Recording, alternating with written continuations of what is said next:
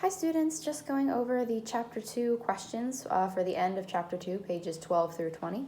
So in this chapter, we learn that Nanny wants Janie to get married to Logan, which is the answer to number 1.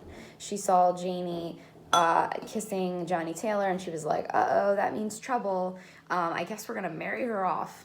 Not sure why that's the logical conclusion, but I guess I am a little more sure when we see what Nanny has been through that makes her want to marry Janie off as soon as possible. So in question number 1, it says, what is the name of the man who has been asking for Janie's hand in marriage? That is Logan Killicks. Number 2 says, who does Janie's nanny say is the mule of the world and why? She says that black women are the mule of the world. She has been through so much.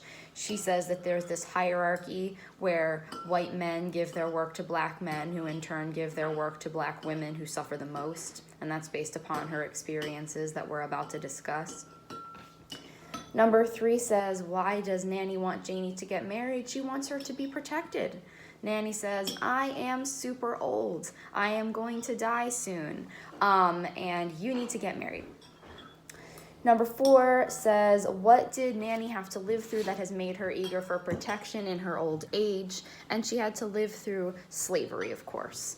She was a slave. She had to live through slavery. And that was very problematic for her. Number 5 says, in her story of Janie's mother's birth, what is Nanny's relationship to her master? So this does confuse some people every year. So the master that owned Nanny was sleeping with her and fathered her child. And that ends up being Janie's mother, who Nanny becomes pregnant with as a slave.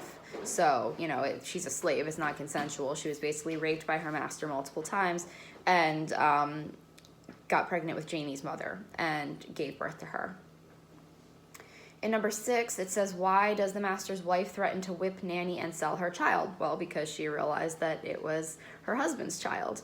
The husband goes off to the Civil War, leaving the wife behind, and the wife comes in and right after Nanny has had the child, like, you know, a few days after, and she walks in and she says, why does your baby look white? Why does your baby look white? And starts like beating her up. Nanny can't do anything because she just gave birth to a baby. And the master's wife says, well, tomorrow you're going to get whipped 100 times, and if it kills you, that's fine, and we're going to sell the baby off here in a month. Nanny decides to run away, of course. Her timing is very good. She runs away with her baby, and just a few days later, the North wins the Civil War, so she's free. So she gets pretty lucky in that aspect. She names the baby Leafy. I have no idea why, but you know, the baby's name is Leafy. And then we get this continued tragic cycle. So she raises Leafy. They're now free. They're not slaves. But Leafy has a troubled childhood, and she ends up getting raped by her school teacher at age 17.